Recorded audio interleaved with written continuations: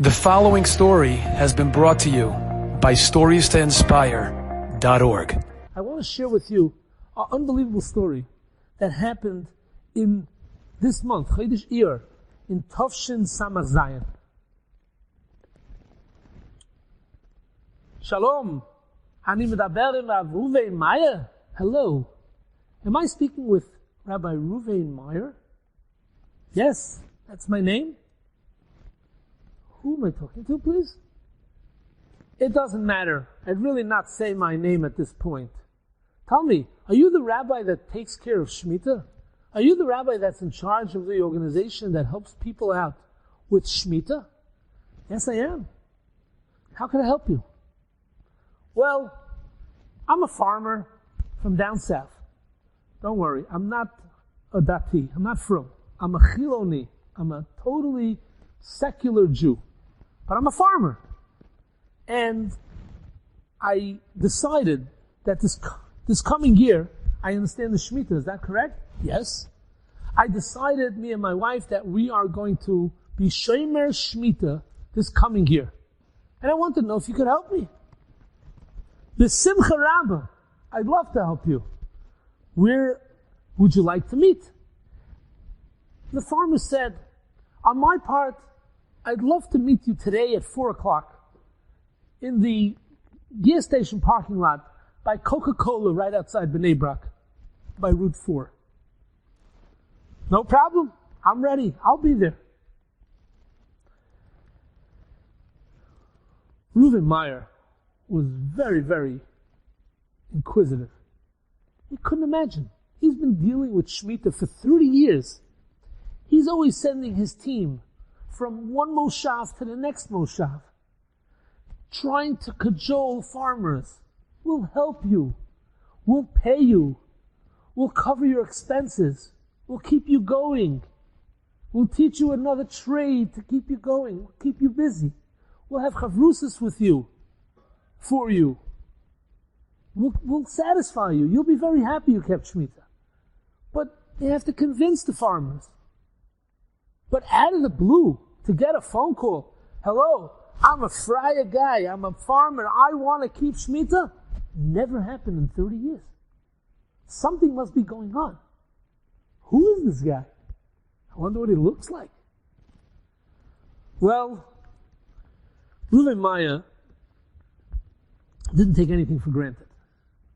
And at 4 o'clock, you can be assured, he was in the parking lot looking at everybody who else was in the parking lot to try to sum up, to figure out, is this the farmer? Is this the guy I'm looking for? And sure enough, at about 3-4 minutes after 4, a very fancy car pulls into the gas station and he parks. He doesn't shut his motor, but he gets out of the car and he starts looking around. And he's looking in all directions. And Reuven Meyer says, this must be him. Reuven Meyer leaves his car, locks it, walks over to this farmer, and he says, Shalom. He sticks his hand out. Hello, how are you?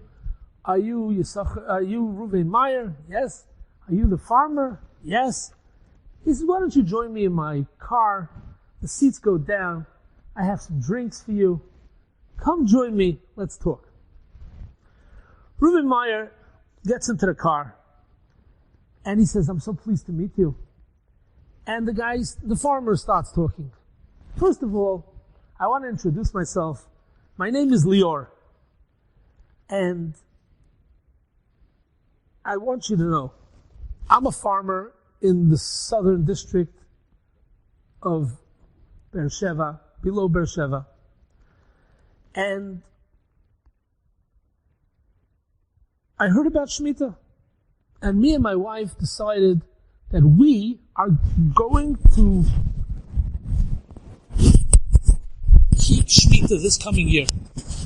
We're going to keep Shemitah.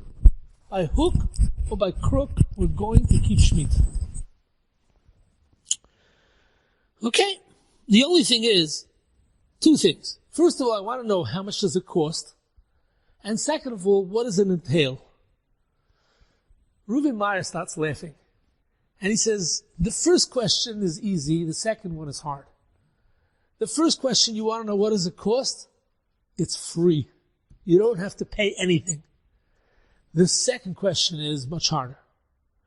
Shemita entails doing absolutely no work in your field the entire year. He says, what are you talking about? He says, yes, you heard me. You're not going to touch your field the entire year. I don't know what you grow yet. Maybe some things you could do. But if you're growing produce, you're not touching your field the entire year. Adarabah, from now until Rosh Hashanah, we're going to prepare your field that it should be able to lay fallow and dry without anything planted in it, and it shouldn't disturb it for the following year after Shemitah when you're going to start planting again. Oh, that's it. That's much harder than I thought it would be. I thought just maybe you would I can't do the work myself, something like that. I can have Arabs working in my field. No. It's not our land. The land belongs to Hashem. Hashem said, if you work in my field for 6 years, I'll let you. But the 7th year is mine, and I want it to lay empty, desolate. So that's what we got to do. You want to keep Shemitah? That's the rules. That's it. That's the whole Torah of Shemitah on one foot. No work. The farmer was in shock. But the farmer said, I don't know what to tell you, but I'm in it. I don't know how I'm going to do it. Don't worry, said Reuven. We will help you every step of the way. We will take care of everything that has to be done. We do it for hundreds and thousands of farmers. We know what we're doing. You'll be very comfortable. Don't worry. In a few days, we're going to send a farmer that's going to talk to you about the plans of how to prepare the field for next year and how a property, a land stays desolate for a whole year. And then we will have people helping you every step of the way. We have dedicated workers that are going to help you in the farm to prepare everything and during the year to take care of everything that has to be taken care of. Everything's going to be done. You don't worry, but we'll take care of it for you. He says, okay, we got a deal. It's done. Reuven Maya tells him, listen here, don't be such a big shot. I'm telling you now, it's in the soil. It's not simple. But the reward is unbelievable. The farmer told him, I know. I even know better than you. Reuven Meyer saying, what's going on? What is this farmer talking about? He knows better than me. I mean, I know Parshas Bahar by heart. Hashem's going to pay. It's going to be enough for three years.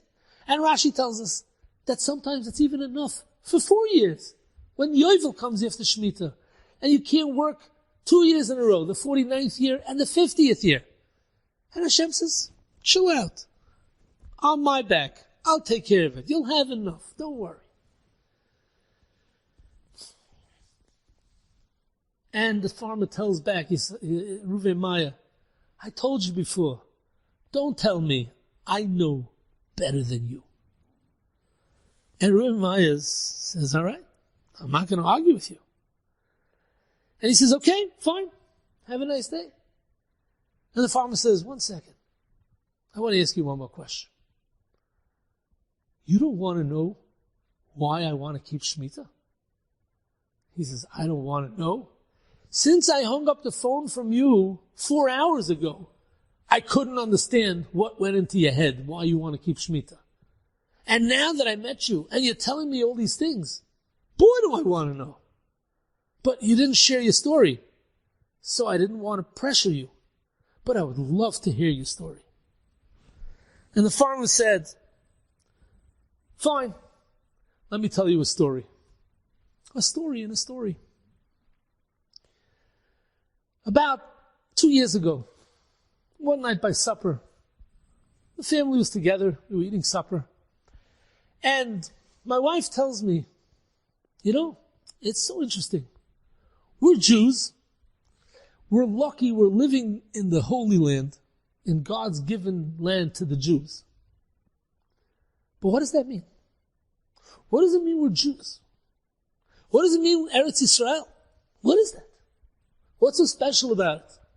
Why does Eretz Yisrael match Klal Yisrael? What does one have to do with the other? Why does Hashem feel that Eretz Yisrael is suitable for Klal Yisrael? We have no idea. We don't know anything about Judaism. And my daughter said, that's right, why can't we learn about Judaism? They teach some things in school. So I spoke it over with my wife, and we decided we're going to buy the Bible, Tanakh, and we're going to buy 4 copies, one for everybody in the family. And every night by supper, we're going to learn 2-3 chapters. We're going to get to know about our history. I called my friends if they know where to get a Tanakh. Nobody knew. One guy says in Bnei Brak. So I got in my car. I drove to Bnei Brak. I went to a store. They sold earrings. I said, I want to buy a Tanakh. The guy took one look at me and he says, sure, come with me. He walked out of the store. He didn't even lock it. He just walked it out. There were 3-4 people in the store. And he took me around the corner and he showed me a Judaica store. I walked in there and I looked around and I said, so many Tanakhs, so many Bibles. And the guy says, no, I'll show you the Tanakh. And he shows me the storekeeper.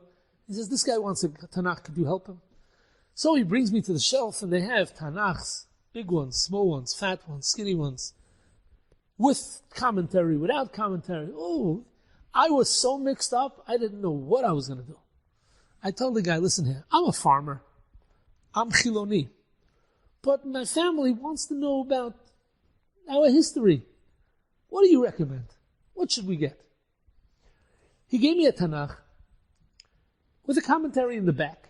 And he tells me, if there's anything that you don't understand, look in the back. Because in Judaism, the Tanakh could be read many ways. And there were many generations of scholars, and they taught us how to read the Tanakh. And a lot of things that it says in there is not literal. And you have to understand, you really need a teacher to teach you. But if you want to read it, here's a commentary in the back. And anything that you need to know, you can turn to the back. Fine. I bought 4 copies. And I came home. And that night at supper, we started Bereshis, Bara, Likim. We started from the beginning. And every night we would learn 1 or 2 chapters. We'd eat supper outside in the field, outside our house. And we would take out the Tanakhs. And we would literally love, enjoy, drink it up. It was so fascinating. We have such a beautiful history.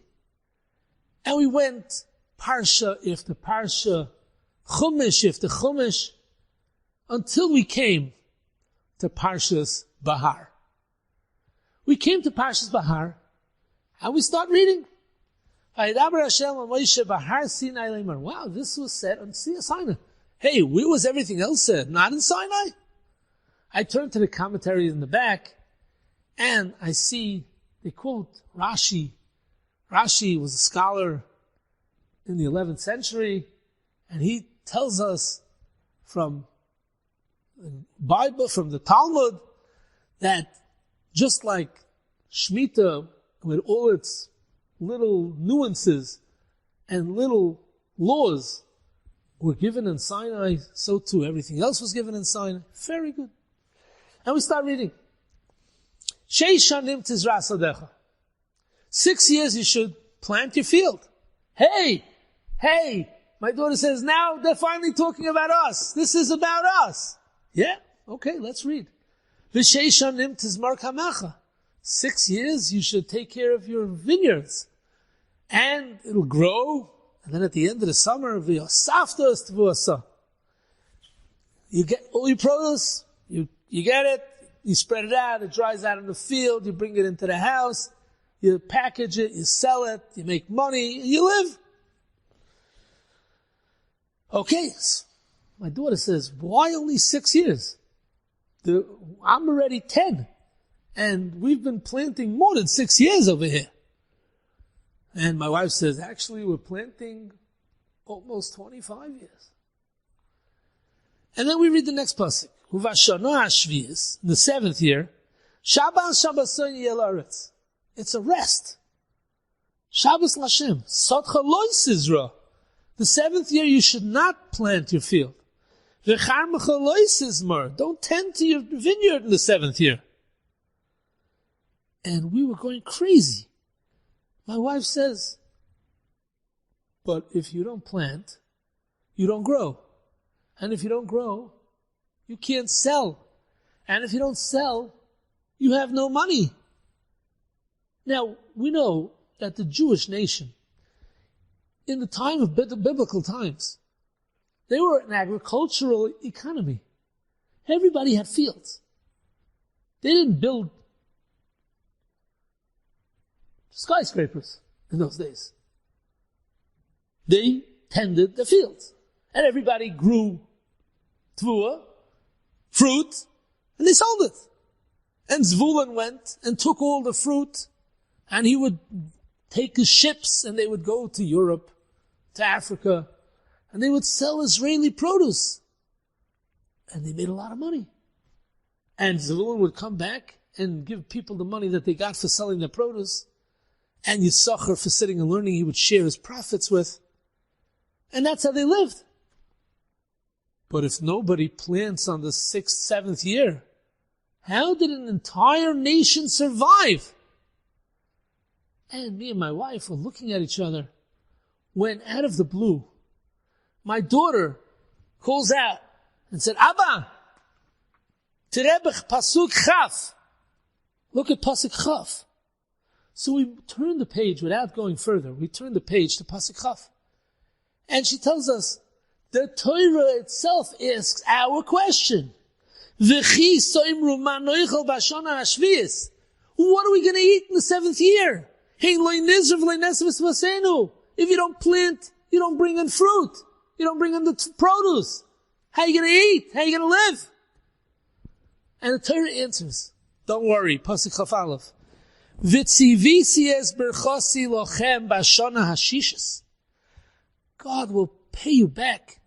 And in the 6th year, you will have such a bountiful produce yield will be 3 times the norm. You're going to get 3 times his amount. And then you'll have seeds to plant the 8th year.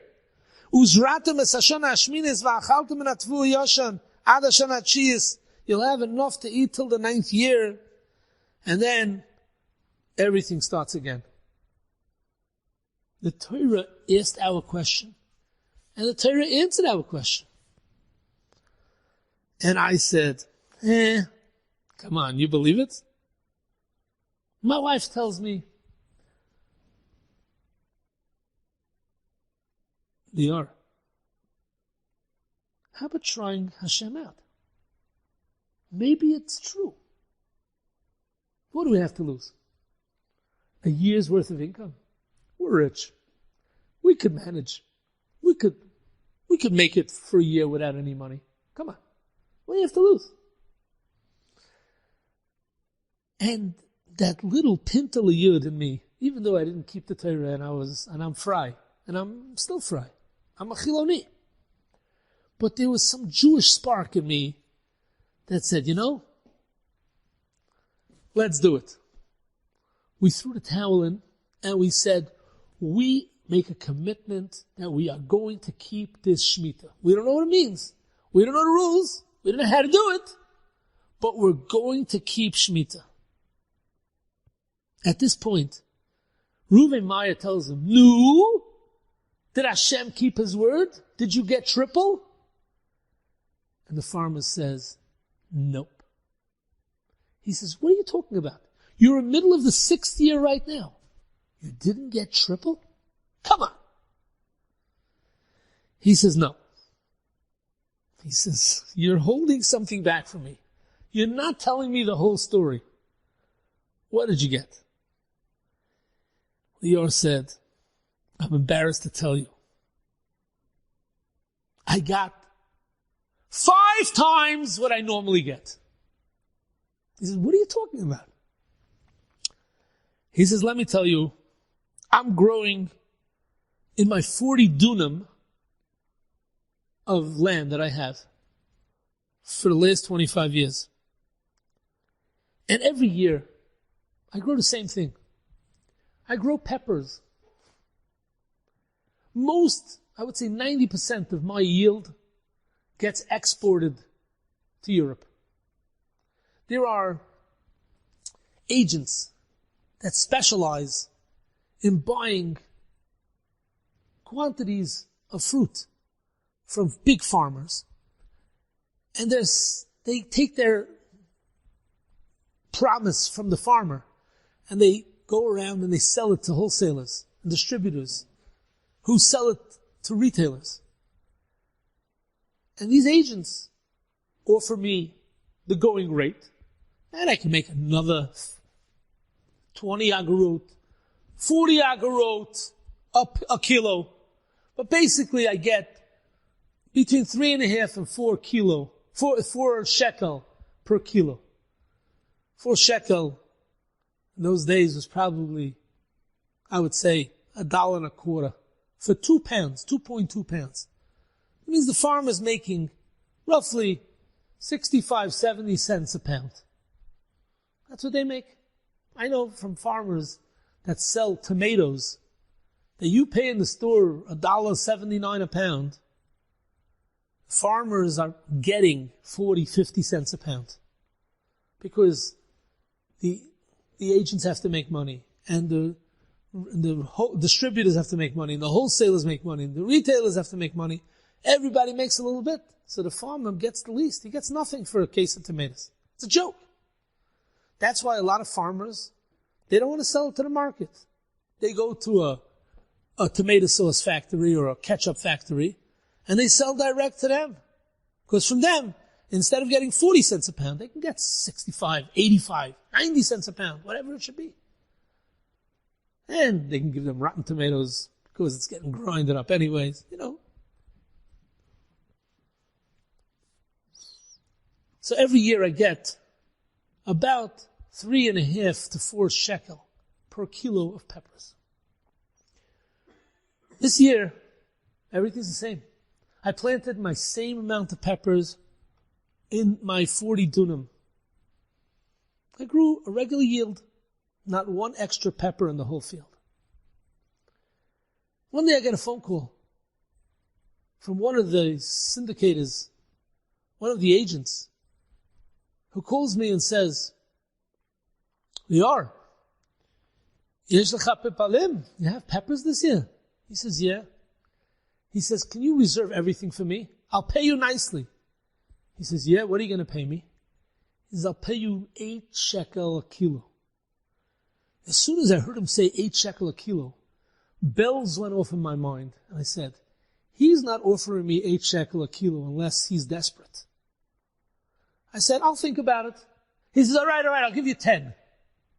I said, I told you I'll think about it. Okay, I'll call you back next week. 2 days later, I get a phone call from another guy. He says, you got peppers? He says, yeah. He says, I'll give you 10 shekel a kilo. He says, starts laughing. 10 shekel a kilo is not going to get you a half a pepper. He says, what do you want, 14?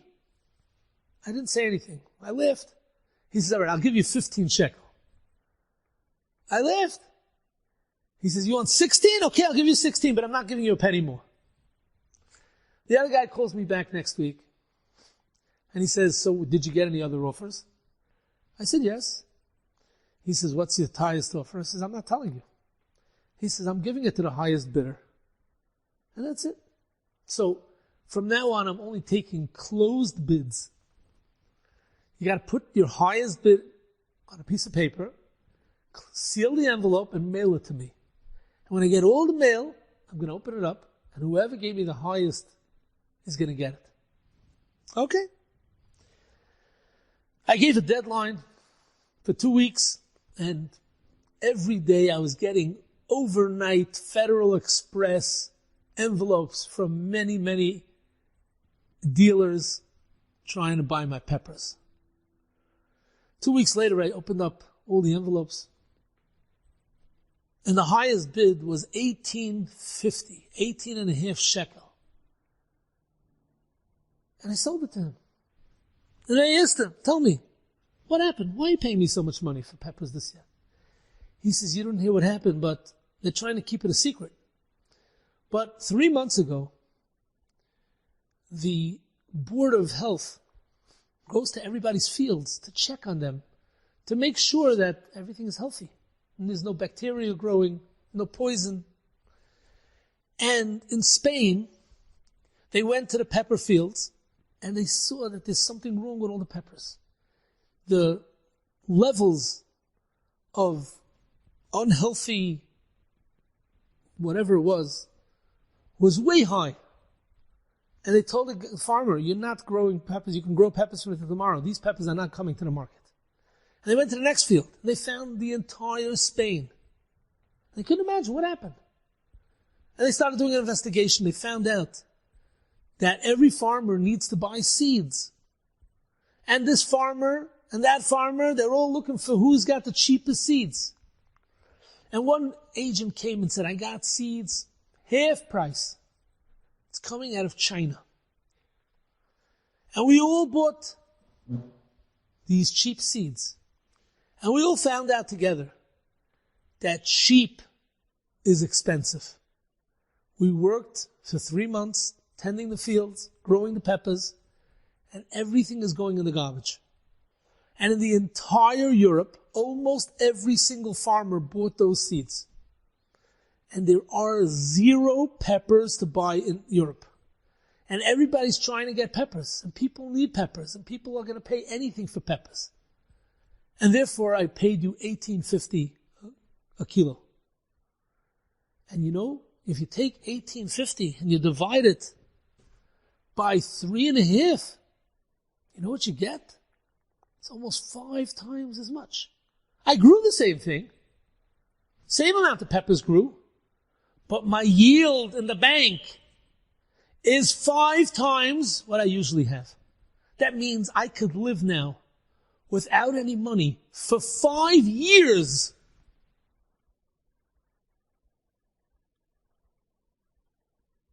And now, it's come the time that my wife and I keep our part of the deal.